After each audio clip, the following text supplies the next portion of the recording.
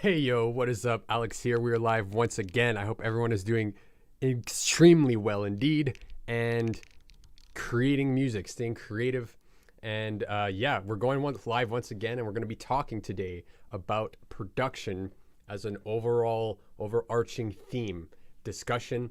But before we dive into that, I want to mention once again that my in-depth music production course, Music Creator Academy, is on sale for this week only for an end of summer sale. So if you're looking to massively level up, to just like really dive in, get serious, and really expand your knowledge, expand your skills, and develop yourself as an artist, and also get a framework and a guided system to help you get from developing your ideas to arranging your song, to arranging them, to planning goals, to developing your musicianship, to getting rock solid foundations like we talked about yesterday, to getting high level mixes, everything in one package. And if you know that making music at a high level is something you really want to do, then I highly encourage you to check out Music Creator Academy. There'll be a link above this video. So again, now is the time to join if you are curious about it.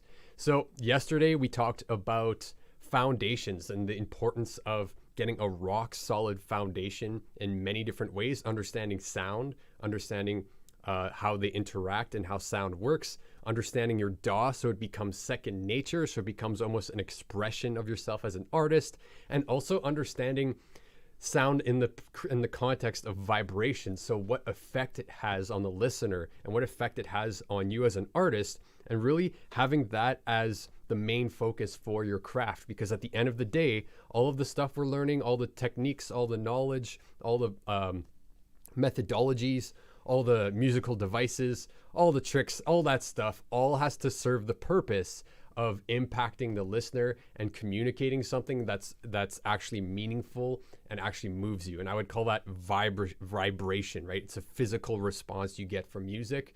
So it all has to serve that purpose. That's what we talked about yesterday.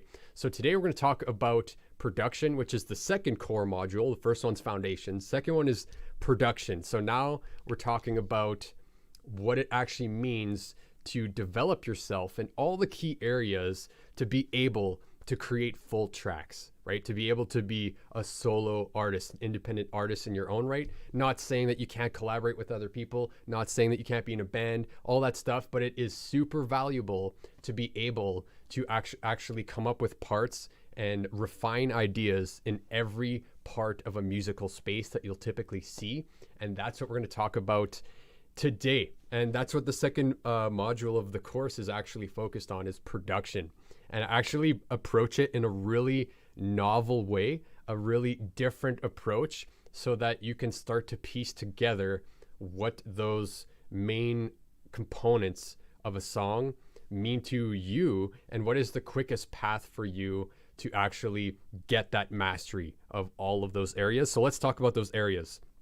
The four main areas that I've identified to focus on in any piece of music, any style, any genre. And that's the purpose, is like, it doesn't really matter what the genre is. The genre will have a certain set of principles, a certain set of limitations, constraints, whether that be sound, BPM, tempo, typical key, typical chord progression, whatever it is. There's something to any genre that you can break down. But if you zoom out, genres are arbitrary categories. Okay, I don't really buy into genre. Like, obviously it's useful to communicate a certain type of music, a certain type of musical element, or a quality of a certain type of song or genre, whatever. It's useful to communicate, but all it is an arbitrary constraint. Because if you think about, when does one genre end and the next begin? Well, it's now you're starting to get very arbitrary, because is it like, okay, a certain kind of drum beat separates a genre? Is that all it is? Or is it like a certain kind of bass line, or a certain melody, or certain instruments?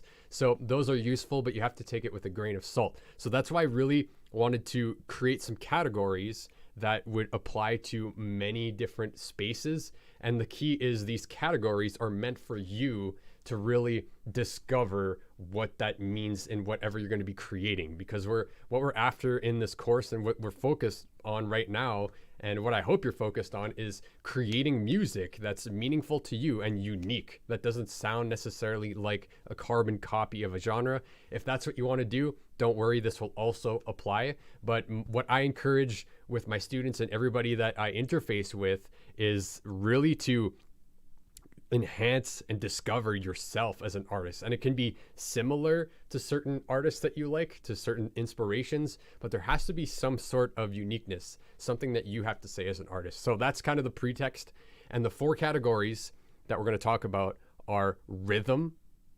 Okay, so just rhythm, bass, melody, and dynamics. Okay, and any song that you listen to will most likely have all 4 of those. Sometimes there might be one missing. However, there'll usually be an expression of either of those 4 elements inside music. So let's kind of break it down at a higher level. So rhythm can be anything from obviously a drum beat, kick and snare, moving on the hi-hat, extra percussion. That's typically what we would see as a rhythmic part, right? So understanding drums, understanding how to move the snare placement, understanding the kick drum and the role of a kick drum, the role of a hi-hat, the role of crash cymbals, the role of percussion, anything of that nature. You really want to start to get familiar with, like, what does rhythm mean to you? Like, what is the rhythm in the music that inspires you? What are the rhythms you typically go for that you naturally express? And this could be from playing a drum kit, right? Like actually being a drummer, playing a hand drum. It can be playing pads. It can be triggering samples. It could be even just programming MIDI if you're really into programming music. Whatever expression it takes, you want to have a really in-depth understanding of what rhythm is and how to express ideas through rhythm and play them. Okay, and if we zoom out from rhythm, there's rhythmic components in everything. So if you're playing a bass line, if you're playing a melody, if you're adjusting the dynamics of your song, if you're going from, there's a rhythm to absolutely everything. And that's why it's kind of the foundational one, right? Because rhythm, there's rhythm in everything. You need good rhythm to write good melodies. You need good rhythm to write good bass lines, right? You need good rhythm to sing in time and to have punctuated syllables when you're performing vocals. So rhythm is a super important category that prevails to many things, right? It's not only drums, it's not only percussion, there's rhythm and everything. So that's kind of the first area that I would say we should focus on. And one thing I also do, which is very novel, but I really enjoy it, is to look at rhythm, bass, melody, and dynamics and correlate them to the 4 ancient alchemical elements. And you have already heard this. It's earth, water, air, and fire, right? The basic elements that was like the precursor to chemistry. Although I'm not looking at it from like the way chemistry looks at it, looking at it from a quantitative perception, meaning like how does rhythm tie to earth? So if we look at that, and stay with me because this is actually a really cool insight. Earth typically is connected to the body, right? Like earth and body are kind of a correspondence that happens inside that lens of looking through the elements. And if we think about rhythm, well, what is the thing that most people dance to, right? If you go to a concert and it's like a dance party, or if you're listening to dance music, or even like at a festival, whatever it may be, what do people move their bodies to when they're dancing to music? It's typically the rhythm, right? It's usually the kick and the snare moving in time that's going to move the body, right? And there's a physical expression to rhythm, right? And that's the connection. Like you want to think about how is rhythm actually influencing the earth, the body. And if you think about it in the context of a whole arrangement, the rhythm is the foundation. Like without any rhythm, you're not moving anywhere, right? Like it is the thing that kind of anchors everything together, is that rhythm. And it's kind of the earth of your arrangement, right? It's the earth holding everything together. So it's just some encouraging cues to make you think about rhythm perhaps in a different way. And I've done this with every element. So let's keep moving. Number 2 is bass. And bass is very much correlated to water. And we'll explain that in a bit. But bass is important because almost every song has bass. Whether it's jazz, whether it's like EDM, crazy dubstep, bass music in general, rock, Everything has something. Even if you're just playing ambient passages with a piano, there's going to be notes that are in the lower register, most likely. Those would be your bass, right?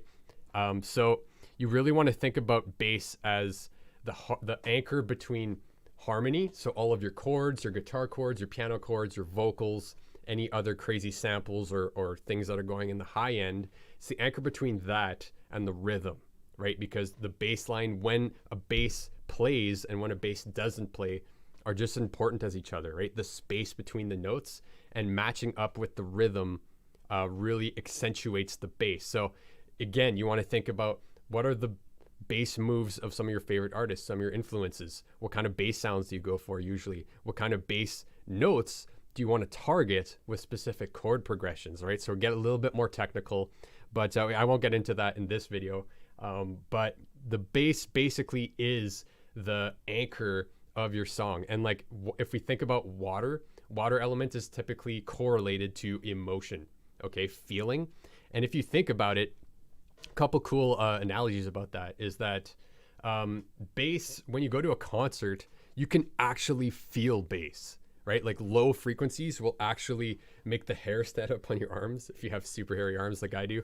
Or if you go in front of a speaker, you can literally feel the bass hit your body, right? It's literally something you can feel. And like if you listen to a song, when a bass note changes the note it's hitting, whether it's a root note or like major third, minor third, whatever it's anchored on relative to the harmony, the bass is like really what you feel. Like when the bass comes in, it really gives a emotive response. And like listen to some of your favorite music, you'll probably notice that. And another fun fact about bass is like, for example, if you would record two people arguing in a kitchen, let's say there's a fight in the kitchen between a couple, and you recorded that, and you took that recording and you took a low pass filter, so you filtered out all of the high end, you would actually not be able to understand what they're saying anymore. Like you wouldn't understand the details of the conversation. However, you would totally know that they're fighting because the bass of the voice carries the emotion. All right. If you're super happy, the bass expresses that. If you're sad and serious and yelling, it's the bass of your voice that administrates that forward. So it's something interesting to think about to make you think about the role of bass in your music. So let's keep moving forward. Melody. Melody is tied to air, tied to thought, right? And melody's always been about expressing ideas, expressiveness, right? Like doing little trills, doing a legato technique, staccato technique, really doing crazy passages, licks, phrases. Coming up with motifs and phrases is a really common thing. And if you think of the word phrases, it's definitely linked to language, right? It's how do you express yourself? Are you super upbeat and excited about something and talking about something or are you slow and kind of low energy? Or are you kind of super chill, melancholy? Or are you angry and aggressive? Like all those things are expressiveness. And I would invite you to explore that when you come up with melodies, because sometimes you want a melody to be super drawn out and spacey, right? Sometimes you want a melody to be the center of focus because you want to say something really excited, right? So it's something to think about. And there's a really cool connection between music and language and how we communicate, right? Because if you can really master expressiveness through your melodies will level up so much, right? And typically we try to express ideas, right? Like with the mind, with the air element, with melody, right? So that's the correlation, is that you're trying to say something, right? With your melody, you're trying to express something. And whether it's a message, whether it's just an emotion, anything of that nature, you're trying to say something. And how do you say it is by playing around with melody, playing around with expressiveness. So, and the final element is dynamics. And one different thing about this element is actually it doesn't necessarily have to be a specific instrument. So rhythm typically will be drums, percussion. Bass will be a bass instrument, whether it's synth, stand-up bass, or like a guitar with an octave on it. And then melody could be anything, right? It could be literally any instrument: flute, guitar, piano, synth, vocals can have a melody, even basses can have melody. So those are actually tied to instruments. But if we think about dynamics, it doesn't necessarily have to be an instrument. It's more so an expression of the song over time. And a way that I like to think about this is, if you think about some of the most successful bands, how many of them are three pieces, right? Like only 3 instruments with melody on top. And there are so many amazing bands that's all they have is a 3-piece. They have rhythm, bass, and melody, right? And then the dynamics would be what they do over time with those 3 elements to create a meaningful journey, to say something and to evoke an emotional response in music. And this is probably one of the most, if not the most important element of everything,